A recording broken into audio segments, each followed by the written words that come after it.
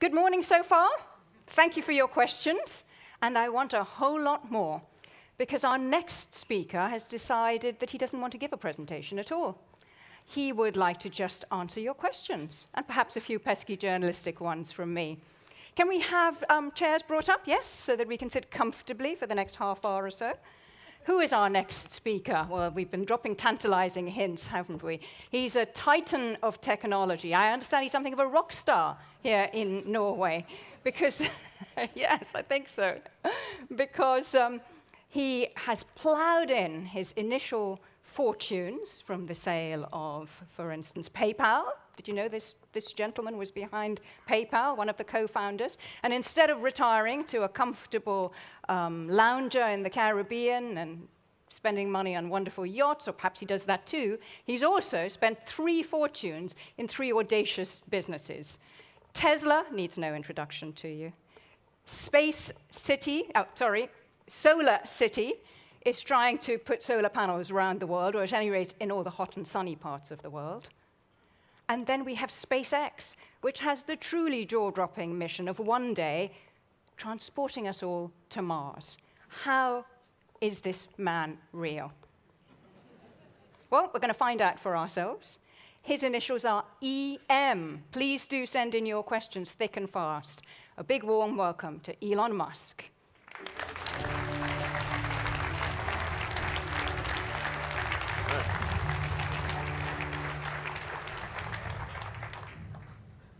Make yourself comfortable, Elon. My gosh, we've got so many questions here already. Where do we start? Shall we start with Tesla? Should we do a bunch of Tesla questions? Is that good, audience? Well, I thought I'd start off with a song. Please. Well, no, maybe I'll ask you this question. Rather than Tesla, I'm going to ask you this question, which is from me, not the audience. What exactly are you doing here? You know, this is an oil and gas conference. Why are you here? Well, Norway's been very supportive of electric vehicles, and so I'm here in gratitude and appreciation for what Norway's done for electric vehicles. Okay, so it's thank you to Norway, I think, Yeah, from exactly. Elon Musk. Thank you to Norway, exactly. So what is it about Norway, then? It's your second biggest market, I understand. It's third, actually, at this point. Okay. Ooh, someone else snuck in there. China. All right, okay. They have some demographic Maybe that's advantages. Yeah. So what is it about Norway? Is it the government support, putting in all those power stations? What is it? I think it's a number of factors. Certainly, Norway has a lot of incentives for electric vehicles, which are great. But it's worth noting that, say, Denmark also has very strong incentives for electric vehicles, but our sales are much greater in Norway than in Denmark. And I think in Norway, there's a core group of electric vehicle enthusiasts who have really taken it upon themselves to promote electric vehicles and have done an amazing job.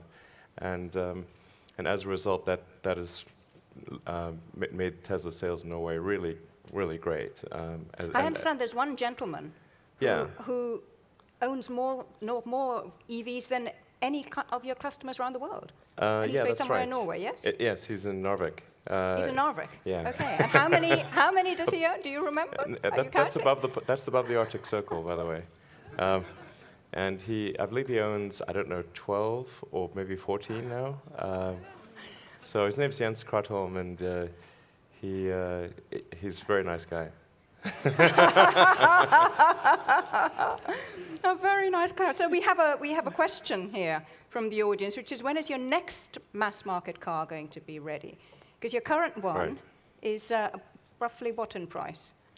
Well, our current one is, in US dollars, it's about $70,000. So it is a premium car.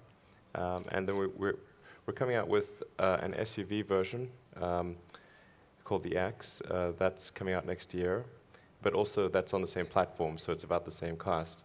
The car that we're really looking forward to bringing to market is called the Model 3.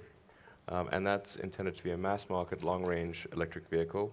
It's the car that I wanted to bring out from the very beginning, but it just takes a bit of time to iterate the technology and complete. How long? Because I think the launch date has been pushed back and back a bit, eh? Well, we're hoping for about 2.5 to 3 years. Contingent upon that is completion of this very big battery factory called the Gigafactory that we're building. So tell us about that. Sure. So the in order to make a lot of electric cars, you need a lot of batteries. And the lithium-ion battery capacity of the world, in terms of production capacity, is really not big enough yet, nor does it make the most advanced type of batteries that we really need for long-range electric cars. So in order to solve that problem, we found there was really no choice but to build a really enormous factory called the Gigafactory. So named because we're targeting about 50 gigawatt hours of output, which for battery energy storage is quite a big number. It's huge, yeah. And it sounds cool as well. Yeah, exactly. So are there any links, do you think, between the battery technology that you're investing in at the moment and renewables? I mean, would there be... Yes, absolutely. Or the stuff that you're developing is not just for cars? Correct. Okay. In fact... Tell us a bit more about that. Sure. So about a third of the output of the Gigafactory is intended as stationary storage, primarily to be paired with renewables, but also to do grid buffering in non-renewable situations. So that you can operate the plants, even if it's a hydrocarbon energy plant, you can operate it close to its optimum and avoid having to sort of peak. So I think we'll see really a very huge demand for stationary storage. And this is really going to help out some of the more intermittent sources like wind and solar. It's worth noting, I'm not sure if people are aware of this, but the world could be powered many times over by solar if you had enough battery capacity to pair with it. Many times, like... The world? I mean, obviously California, where you're based, but in Europe? Can you really say that, in Europe? 1,000. It's literally true. The amount of energy that reaches the Earth from the sun is staggeringly high. We have this enormous fusion generator in the sky that is lobbing out vast amounts of energy. And I'm talking about just using land area. I mean, it's really amazing. In fact, here's a little tidbit. If you take a nuclear plant and you took its current output and compared that to just taking solar panels and putting solar panels on the area used by the nuclear power plant, because these typically have a big keep-out zone, of about maybe 5 kilometers or thereabouts, where building houses, and dense, any kind of dense office or housing space. Usually people don't want to do that near a nuclear power plant. So there's quite a big keep-out zone. And when you factor the keep-out zone into account, the solar panels put on that area would typically generate more power than the nuclear power plant. Yes, and that's not a calculation just done by you. I know, it's very easy to do. So here's a question from the audience then. If I might sort of just do just a tidbit of math. The collective maths, 900 people, mental tidbit. Maths. 1 square kilometer is 1 million square meters. And there's 1 kilowatt per square meter of solar energy. So on 1 square kilometer, there is a gigawatt of solar energy. Okay. With you so far. With you so far. So, I mean, if you wanted, I mean, you can get. And ergo, the nuclear power station doesn't give you the same. Is that the calculation? Yeah, no, exactly. Okay, so here, yes, but like you could power the entire United States with about, let's say, 150 to 200 square kilometers of solar panels. The entire United States. Take a corner of Utah. Not much going on there. I've been there. There's not even radio stations, okay? So the question from the audience then is, seeing that your big thrust into Tesla cars, which has taken off 10 years in, your big ambitions for solar power, what kind of a threat do you think you are to the oil and gas industry? Well, I don't think we're much of a threat. I mean, yet. Yet. I mean, the more obvious threat is that we're going to run out of hydrocarbons to mine and burn. That's rather obvious. I mean, it's not no time soon, judging from the comments we've had this morning. Well, it depends on what soon means. I mean, it's clearly getting harder and harder. My understanding is that the cost of extraction is doubled, and in some cases tripled. So it's getting harder and harder to find hydrocarbons, and it's getting much more expensive to extract them. And really, we're just arguing about the when hydrocarbons run out or become prohibitively expensive, not if. I mean, I don't think there's anyone here who would say it's an if, not a when. They will run out, for sure. So what will... So you don't think, I mean, you are, a tech guy, right? You're a physicist and an engineer. You call yourself the chief architect of companies. I tend to view things from you don't sort of think a that physics human standpoint. ingenuity and technology and resourcefulness will mean that we will still have abundant fossil fuels No, of course available? not. I mean, this has been going on for some time. They think you've reached the boundaries, and yet they find more. And look at the whole shale gas revolution. That was stuff that people said would never be able to be extracted. There are time extensions on the game, but the game is going to come to an end. That should be absolutely certain, obviously, frankly. But I mean, to be in non-renewables, and it's tautological, either it's renewable or it's not renewable. So if you're in non-renewables, it's like you're stuck in a room where the oxygen is gradually depleting. And then outside, it's not. So you want to get out that room. And I think the ones that get out of the room sooner will be better off. I mean, if you look... Is that where the mission to Mars comes in? No. Ironically, the rockets will use hydrocarbons. Quite a bit, I think. but Isn't there an inherent contradiction then here in your project? No, there isn't. I don't have any fundamental dislike of hydrocarbons. I simply look at the future and say, what is the thing that will actually work? And using a non-renewable resource obviously will not work. So we must find an alternative. But if there was a button I could press to stop all hydrocarbon usage today, I would not press it. You would not press it? Of course not. Okay. Did you expect him to say that? You would not press it would because... cause human civilization to come to a halt. Every hospital would have to close down. That would be ridiculous. So it would be irresponsible to press that button. But what does need to happen is to, if we can, accelerate the transition towards renewables. That's the sensible thing to do. If you take, say, I'm going to use maybe two examples. Saudi Arabia, since the Saudi Aramco president spoke here, Saudi Arabia has an enormous amount of sunlight, and that will be there for billions of years, or at least 1 billion years until the sun eventually engulfs us, but 1 billion years, solid. Bit more maths there.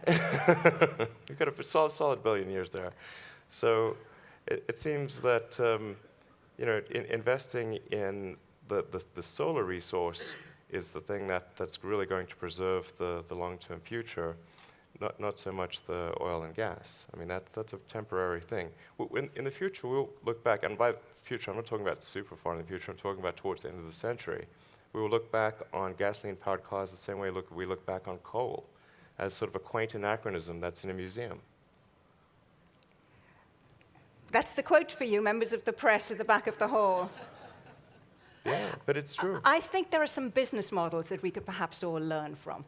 And I've been trying to do some boning up, thinking, what is it that Elon is doing in his Tesla cars, for instance, and his Solar City ventures, which seems so very different from the oil and gas sector, but which perhaps there is some commonality, some points of learning.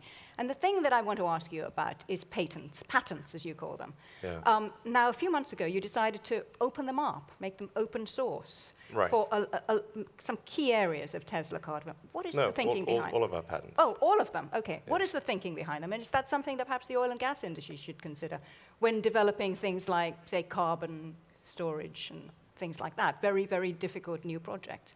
Should they get together and just junk the patents? Yeah, I think patents are... I don't like patents, personally. When I was first starting out developing technology, I got lots of patents, and I thought this was a good thing, and then I sort of discovered that a patent was really like buying a lottery ticket to a lawsuit. I was like, I'd rather not buy those tickets. And you look at sort of the battle between Apple and Samsung, and who's really winning there? You know, the lawyers are winning certainly, but neither of those two companies. And in the case of Tesla, I thought, well, would Tesla ever sue some other car company if they were using our patents to try to make them stop making electric cars? We would never do such a thing. So why pretend that we would? And you're not just recognizing that internally as a de facto position. You're saying to the world, here, have them, go for it. Yeah. Yes, which is a different thing. That's going one stage further.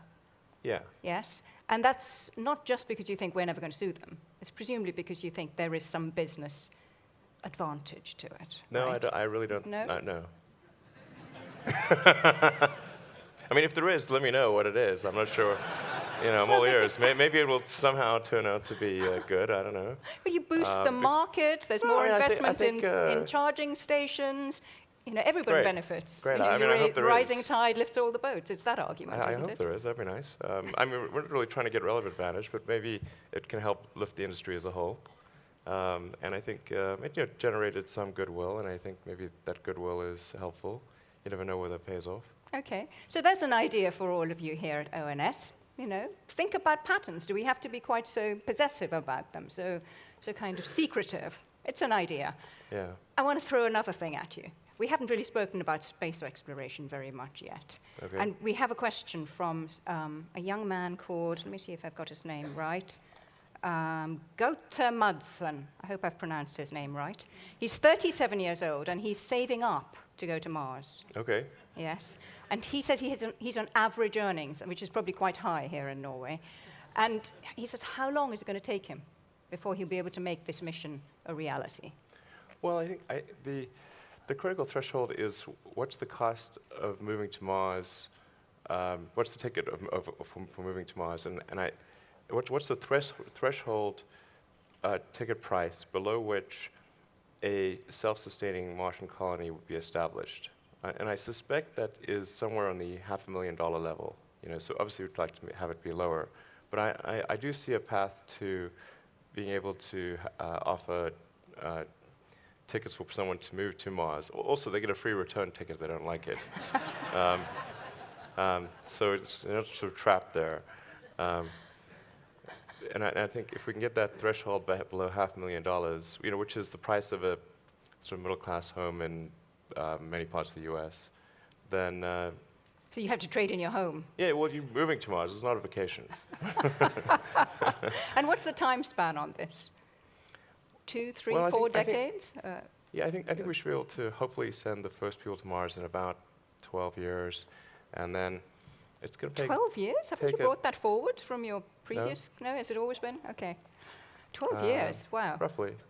And then probably double that to get to where the cost is reduced to the $500,000 level. So it's probably 25 years-ish. Okay. After So that. it's But, I mean, all this is dependent on, obviously, technological advances and cost effectiveness. Now, you've already been able to put a number of vehicles into space, supplying NASA, supplying the International Space Station with cargo. And your main bid was bringing down costs dramatically. Yes, slashing costs by, what, a factor of a third, depends on half? what it's compared to. We're about a third to a quarter the price of Boeing and Lockheed, which are our domestic competitors in the U.S., and probably, I don't know, 60% of the price of the Russians or the Chinese. And this is for you're rockets based in California, which is not exactly a low-cost part of the world. Our rockets are manufactured from scratch in Los Angeles County. So necessarily, this cannot be a function of labor cost, because the labor cost is very high. So facing an audience of people who are grappling with costs, we heard Khaled Al-Faleh talking about how cost of exploration has doubled in the last decade. It's something that's bubbling along here. What advice can you give them? How does one go about really reducing the costs of a venture? Well, you have to innovate. You have to do different things. And there has to be a tight feedback loop on innovation. And one of the things I think that's advantageous for the way the SpaceX operates is that the engineering team and the production team are in the same facility, and there is good communication back and forth. So as the engineers see that they've designed something that is difficult to manufacture, they can adjust their design quickly to make it easier to build. And at the pace at which we're able to do new versions of the rocket is also much faster. So innovation, just improving things, is key. But that's actually, it sounds lovely, and everyone talks a lot about innovation. There must be an But expectation what of can innovation. people take away from it? There has to be an expectation. Establish an expectation of innovation, and the compensation structure must reflect that. So you're basically incentivizing innovation and cost reduction. You have to incent it, yes. Do you have to do the Henry Ford thing, which is every year you just expect the price to come down and the cost to come down, and that's just a kind of directive from above? No, there needs to be an expectation of innovation. The compensation structure must reflect that.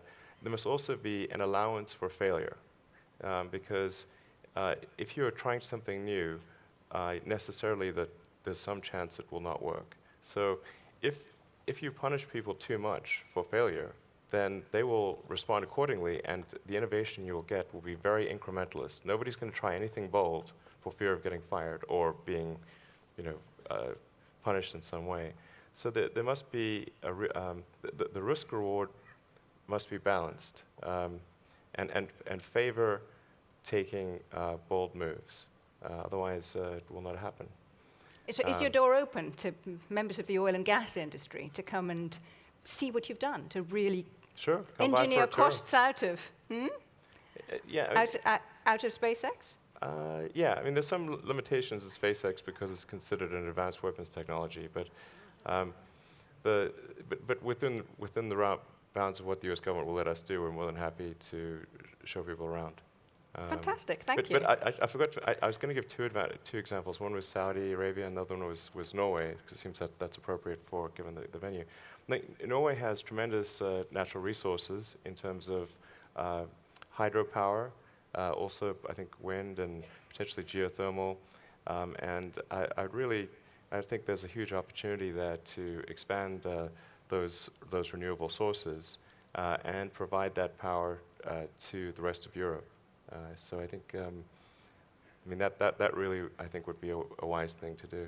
And you need it really, don't you? Because we need to clean up power generation for EV cars to be truly clean. If they're still being powered from coal-fired power stations, then your EV product is not ultimately that clean, is it? Yeah, Norway, of course, already has a lot of hydropower, but I think expanding upon that would be wise. Going back to SpaceX, we have a question here from Christian Rangan, who sent it in on Twitter. What collaboration do you see between SpaceX and the current oil industry in space exploration? For instance, asteroid mining? Asteroid mining. Drilling on Mars? There are commonalities? Yeah. Well, as I alluded to earlier, rockets do burn hydrocarbons, or they can burn just hydrogen as well. But the most likely Mars architecture that I think makes sense is a methane-oxygen system. So methane is the lowest cost source fuel on Earth. And with rockets, you can't really make a rocket electric because it's got to react against something. Once it gets to vacuum, there's no air or land or water to react against. So you have to burn something really. So I think a methane-based system is going to be what makes the most sense. Once you get to Mars, I think there will be some drilling activity, particularly to find out if we can get to underground lakes, like to find liquid water, but water that's sort of heated by the Mars central core. That would make it a lot easier to